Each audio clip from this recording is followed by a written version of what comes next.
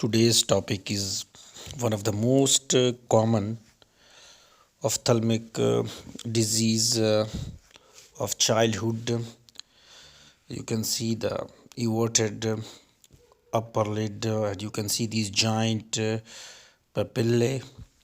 So, our topic of discussion today is spring catarrh or vernal keratoconjunctivitis.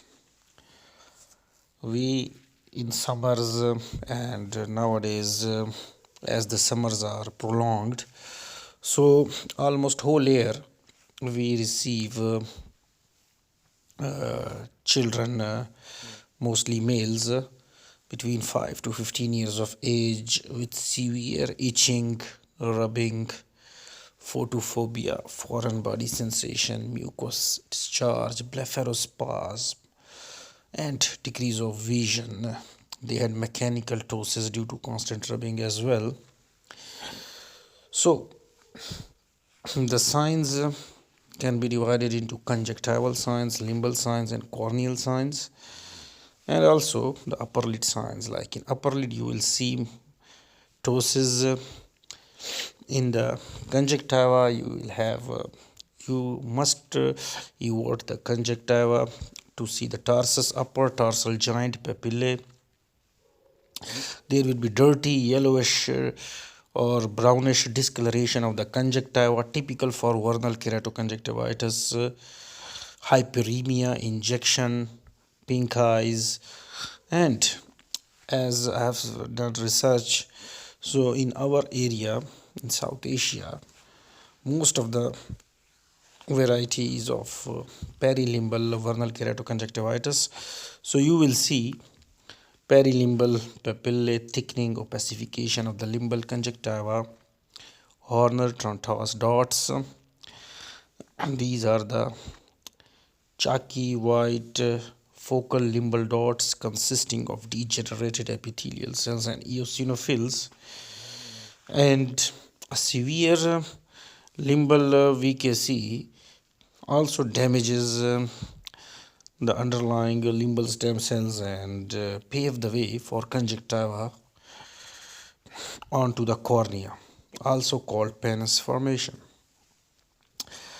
Vernal keratopathy first occurs punctate micro erosions. These micro erosions then coalesce to form macro erosions. Plaques containing fibrin and mucus can accumulate into macro erosions, forming shield ulcers. So shield ulcers are typical of VKC, and it's one of ulcers in which the treatment is steroids. Otherwise, steroids are contraindicated in corneal ulcers. Now, gray-white, another sign is gray-white arc-like lipid deposits in the peripheral cornea. These are called pseudogerontoxons. And continuous rubbing of the giant papillae of the tarsal conjunctiva as well as mechanical rubbing of the fingers can cause irregular astigmatism and keratoconus. So these are the complications of vernal keratoconjunctivitis: keratoconus, irregular astigmatism, vernal keratopathy, shield ulcers, and then the treatment, mainstay of treatment is steroids. So if you use potent steroids like dexamethasone or betamethasone, prednisolone for longer time, they end up blind because of steroid induced glaucoma. So you should know the complications of vernal keratoconjunctivitis as well. Now, what's the treatment?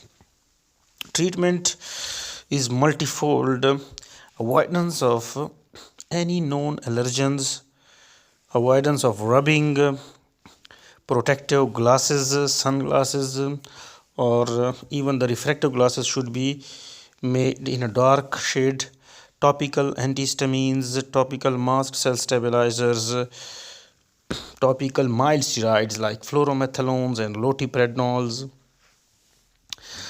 and always check intraocular pressure and optic disc in these patients for steroid-induced glaucoma. Artificial tears, immune modulators like cyclosporines and tacrolimus has also good role if someone is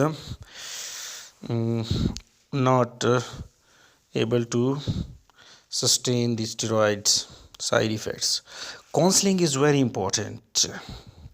As the disease decreases with age and majority of the patients see complete resolution after 20 years of age, so you should, whenever a patient at whatever age presents, you should tell them that it is a curable, treatable, resolvable disease, but in summers you will have intense episodes, so you will take these medications, frequent checkups in summers, and in winter your disease will be all right.